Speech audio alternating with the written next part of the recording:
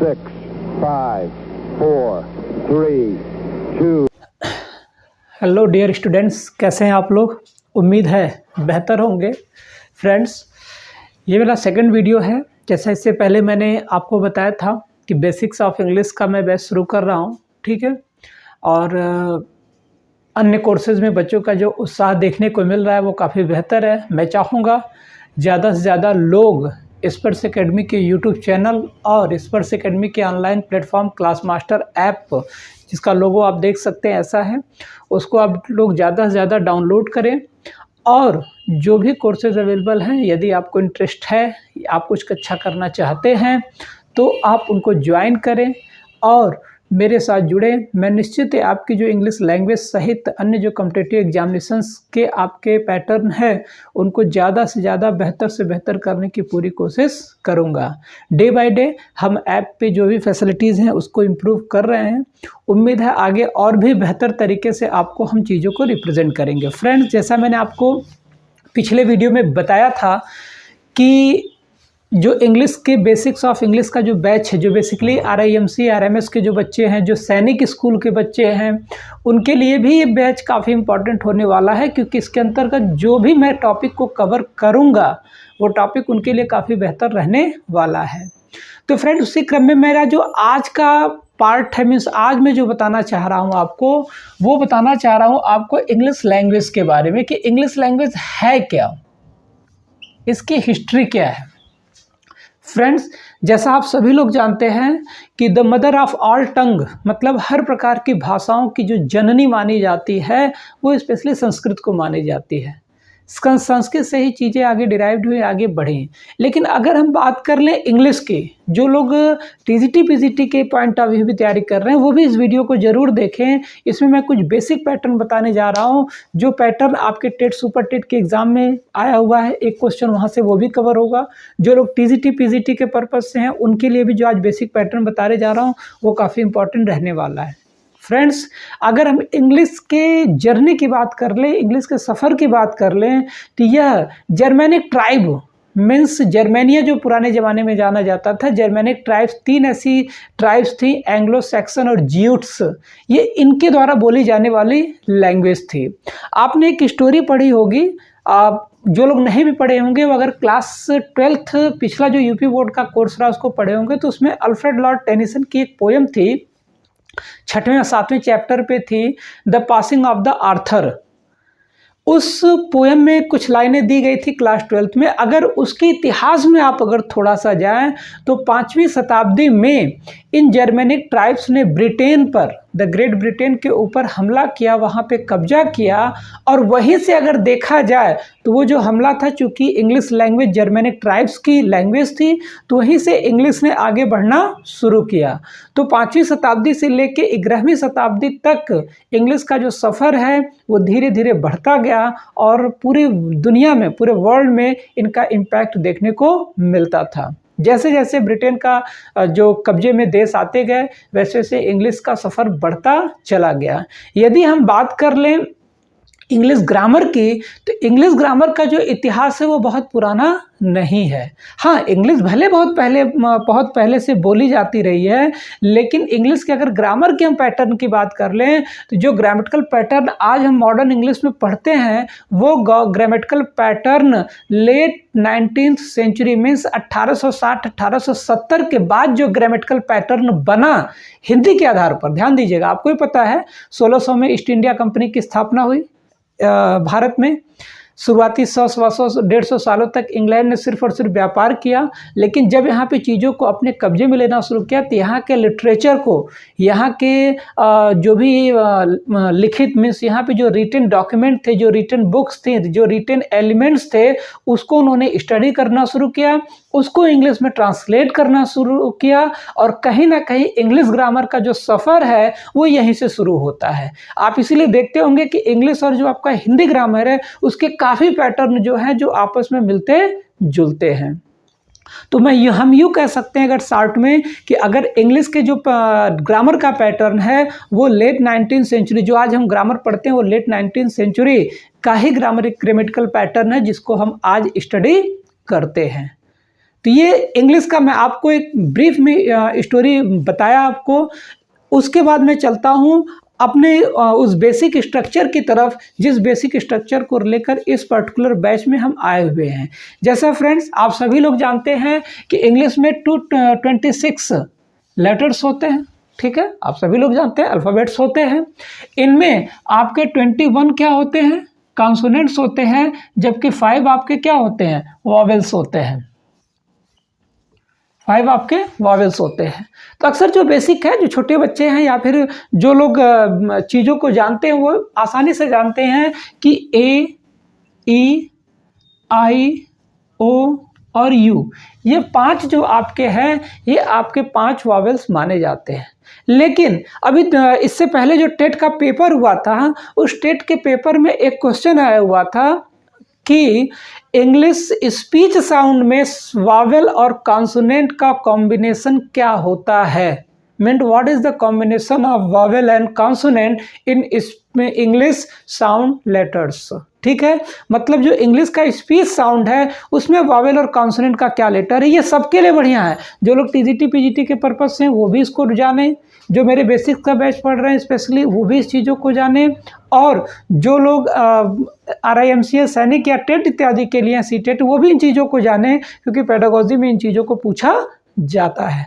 तो मैं यहाँ पे बताने जा रहा हूँ कि आप दुनिया जानती है कि there are 26 letters in which 21 were consonants and 5 are vowels. If we talk about speech sound, English speech sound, there are 44 letters, there are 44 sounds, there are 44 phonemes. आप चाहे उनको साउंड कह लो, आप चाहे उसको फोनीम कह लो, आप चाहे उसको लेटर कह लो, कोई प्रॉब्लम नहीं, लेकिन वो 44 होते हैं। तो जो लोग कॉपी पे नोट करना चाहते हैं वो तुरंत इस चीज़ को नोट करें, कॉपी निकाल के, काफ़ी इम्पॉर्टेंट रहने वाला है। यदि हम इंग्लिश स्पीच साउंड, यदि हम इंग्लिश के स्पीच साउंड की अगर हम बात कर लें तो यहाँ पे आपको 44 साउंड मिलेंगे। कितने मिलेंगे? 44 साउंड मिलेंगे, 4 इन 4 में आपको मैं बता दूं 20 आर वॉवेल्स। कितने वॉवेल्स हैं? 20, और वहीं 24 आपके क्या हैं? कॉन्सोनेंट्स हैं।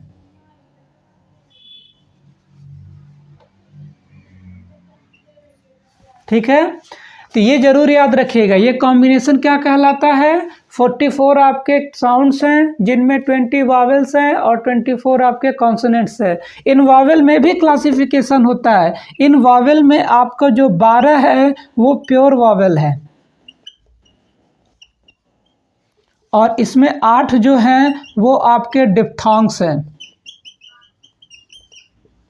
अब ये वावेल और डिप्थॉन्ग्स की थ्योरी क्या है वो मैं आपको आज समझा रहा हूँ, एकदम ध्यान लगा के सुनिएगा। फिर से कह रहा हूँ, इंग्लिश स्पीच साउंड में there are 44 letters, 44 phonemes, 44 sound, जो भी कहिए 44 होते हैं। इन 44 में आपके 20 क्या हैं? वॉवेल्स हैं, और 24 आपके क्या हैं? कॉन्सोनेंट्स हैं। ठीक है, यदि हम इन 20 वॉवेल्स की बात करें तो 12 मीन्स 12 आपके प्योर वॉवेल्स हैं, 8 आपके डिप्थॉन्ग्स हैं। ये डिप्थॉन्ग्स क्या होते हैं अभी मैं समझाऊंगा, पहले हम इन 12 प्योर वॉवेल्स के बारे में बात कर ले। मैंने फ्रेंड्स अभी आपको बताया कि जो इंग्लिश ग्रामर की हिस्ट्री है वो बहुत पुरानी नहीं है। लेट 19th सेंचुरी के दौरान जो भी मीन्स 1860 या 70 के बाद जो ग्रामेटिकल पैटर्न स्टेबल किए गए इंग्लिश स्कॉलर्स के द्वारा, उन्हीं को आज हम स्टडी करते हैं। तो ये जो पैटर्न आया वो कहाँ से आया? वो पैटर्न आपका निकल के कहीं ना कहीं हिंदी ग्रामर से निकल के आया। यदि आप हिंदी पे टारगेट करें तो हिंदी में आपके देखा जाए तो ऐसे 13 वावेल काउंट होते हैं, लेकिन उन 13 में से 12 आपके प्योर वावेल्स होते हैं। अगर आप काउंट करना शुरू करें तो अ, आ, ई, उ ऐसे देखें तो 12 आपके क्या हैं? प्योर वावेल्स होते हैं हिंदी के। उसी को यहाँ पे इन्होंने क्या किया है? इंग्लिश में भी कन्वर्ट किया हुआ है, तो वहीं से ये भी 12 प्योर वावेल लेकर आए हुए हैं। मतलब टोटल इन्होंने हिंदी को ही क्या किया है? कॉपी किया है। अब अगर हम बात कर ले डिप्थॉन्ग्स को, तो डिप्थॉन्ग्स का मतलब होता है, पहले समझिएगा, डाई वर्ड कहीं पे भी लग जाए, डाई का मतलब होता है डबल, ऑर्थोंग्स में होती है मात्राएं। जहाँ पे दो दो स्वर को जोड़कर एक बनाने की कोशिश किया जाए उसी को हम डिप्थॉन्ग्स कहते हैं। इनकी संख्या 8 होती है। अब आप कहेंगे कि इसको हम प्रूव या इसको समझेंगे कैसे? मैं कुछ वर्ड के थ्रू आपको समझाने की कोशिश करता हूँ। जैसे ये श्योर है, देखा जाए तो हम लोग इसको क्या हिंदी, चूंकि हम लोग हिंदी स्पीकिंग पीपुल, हम इसको क्या पढ़ते हैं? श्योर पढ़ते हैं, लेकिन ये श्योर है नहीं। ठीक है, इसका जो प्रोनाउंसिएशन होगा वो देखेंगे, जो स पे 2 साउंड काम करता है, ए और यू। आप देख सकते हैं, आप यह स में 2, अभी स में 2 साउंड कैसे काम करता है, छोटा सा एग्जांपल दूंगा। जैसे अगर हिंदी की हम बात कर लें तो हिंदी के क में 2 साउंड मिला हुआ है, क प्लस अ। एक बार आप बोल के देख सकते हैं, जिसमें एक कॉन्सोनेंट साउंड और एक वॉवेल साउंड मिला हुआ है। इन द सेम वे जो हम लोग श्योर बोलते हैं वो श्योर नहीं बल्कि श्योर है। ठीक है, तो श्योर में आपका यस का अ और ये यू, ये दोनों मिलके सिंगल साउंड प्रोड्यूस कर रहे हैं। तो ये जो दोनों वावेल मिले हैं दे आर डायफ्थॉन्ग्स, इन्हें हम क्या कहेंगे? डायफ्थॉन्ग्स कहेंगे। उसी प्रकार ये जो दोनों मिलके एक साउंड प्रोड्यूस कर रहे हैं, ऐसे में हम लोग इसी तर्ज पे या इसी पैटर्न पे देखा जाए तो हमारे क्या है, 8 ऐसे पैटर्न इंग्लिश में हैं जिनको हम डिप्थॉन्ग्स कहते हैं। ये एक पैटर्न माना जाएगा। एक और एग्जाम्पल मैं देता हूँ, जैसे गेट का एग्जाम्पल आप ले लीजिए। इसको हम लोग गेट हिंदी में भले बोलते हैं लेकिन गेट होता है, गेट। ठीक है, तो गेट में क्या है, इस जी का ए साउंड, ठीक है, और फिर इस ए का ये जो डबल ए का साउंड है, ठीक है, या इसी को हम क्या कहेंगे? एक डिप्थॉन्ग। मतलब सीधे सीधे अगर डिप्थॉन्ग की परिभाषा आपको जाननी हो या डिप्थॉन्ग्स के पैटर्न को आपको क्लियर करना हो तो आप कह दीजिए कि when we glide our tongue from one vowel to another, this glide is called diphthongs। मतलब जब हम एक वावेल से दूसरे वावेल पर ग्लाइड करते हैं अपनी जबान को, तो यह जो कॉम्बिनेशन बनता है इसी को हम क्या कहते हैं? डिप्थॉन्ग्स कहते हैं।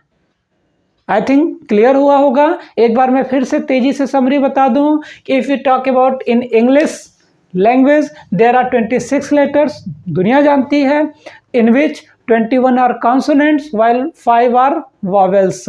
जिसमें आपके क्या है, 21 आपके consonants होते हैं जबकि 5 आपके vowels होते हैं। वो 5 vowel कौन कौन से हैं? ए, E, I, O, you. Semi Wavell के चक्कर में आप एकदम ना पढ़िए, एकदम स्ट्रेट फॉरवर्ड में जानिए। 5 are vowels, A, E, I, O, U. लेकिन अगर हम टेट के पेपर की बात कर लें, आगे जाके आपको टीजीटी पीजीटी में देखने को मिल सकता है, तो वो है English speech sound. English speech sound में 44 लेटर्स होते हैं, not more than 44, not less than 44। 44 याद रखिएगा, जिसमें आपके 20 वावेल्स होते हैं और 24 कॉन्सोनेंट्स होते हैं। इन 24 वावेल्स में से 12 आपके प्योर वावेल्स होते हैं, 8 आपके डिप्थॉन्ग्स होते हैं। डिप्थॉन्ग्स क्या होता है? जो 2 वावेल को मिलकर बना होता है, जहाँ पे 2 वावेल मिलकर एक साउंड प्रोड्यूस करते हैं, उन्हीं को हम क्या कहते हैं? डिप्थॉन्ग्स कहते हैं। कुछ क्लियर हुआ? दिमाग में कुछ बात आई? तो मैंने आज आपको इंग्लिश का जो बेसिक स्ट्रक्चर मीन्स इंग्लिश का जो स्ट्रक्चर इतिहास है उसको लेकर कुछ इंपॉर्टेंट पॉइंट मैंने बताया।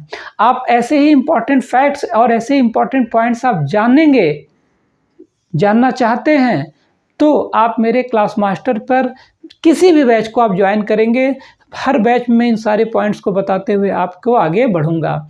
चाहे जो बच्चे टीजीटी पीजीटी के पर्पज़ से हैं वो टीजीटी पीजीटी के लिए मुझे ज्वाइन कर सकते हैं, जो बेसिक्स के लिए ज्वाइन करना चाहते हैं वो भी ज्वाइन कर सकते हैं, जो बच्चे सैनिक स्कूल के लिए हैं, RIMC या RMS के लिए हैं, वो मेरे उस टारगेट बैच को भी ज्वाइन कर सकते हैं।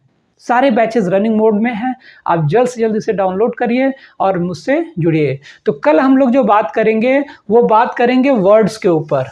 तो कल का मेरा जो टॉपिक होगा वो वर्ड्स के ऊपर होगा, शब्दों के ऊपर होगा कि शब्द क्या होते हैं, कैसे शब्द को फॉर्मेट किया जाता है, फॉर्मेशन उनका कैसे होता है, शब्द का कंस्ट्रक्शन कैसे होता है, कैसे आप शब्द को आसानी से पहचान सकते हैं। कल मैं आपको एक PDF भी प्रोवाइड करवाऊंगा, आप PDF सेगमेंट में जाकर उसे डाउनलोड कर उसे स्टडी करने की कोशिश करिए, जो निश्चित ही आपके हर प्रकार के एग्जामिनेशन में, चाहे आप TGT PGT के हो, चाहे आप RIMC RMS के हो, चाहे टेट सुपर टेट के हो, चाहे आप ग्रामेटिकल पैटर्न पे SSC इत्यादि की भी तैयारी कर रहे हो या बैंकिंग की तैयारी आप कर रहे हो, तो उसके लिए काफ़ी इंपॉर्टेंट रहने वाला है।